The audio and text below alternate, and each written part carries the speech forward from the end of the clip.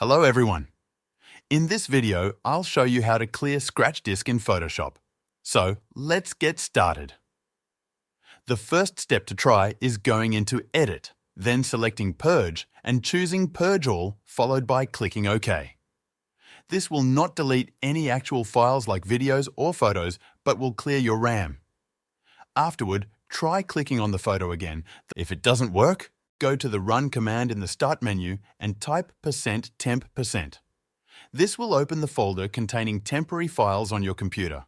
You can delete all of them, but be aware that this might take some time depending on when you last cleared them.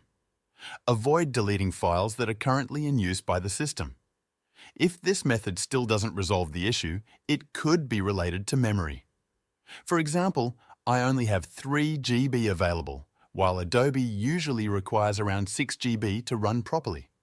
So I'll delete some files from the local disk and try again. After closing everything, go to File, then select Place Embedded Image, and it should work. That's all for this video. If this video helped you out, feel free to buy me a coffee using the link in the description. This will support the channel so I can keep making more videos like this.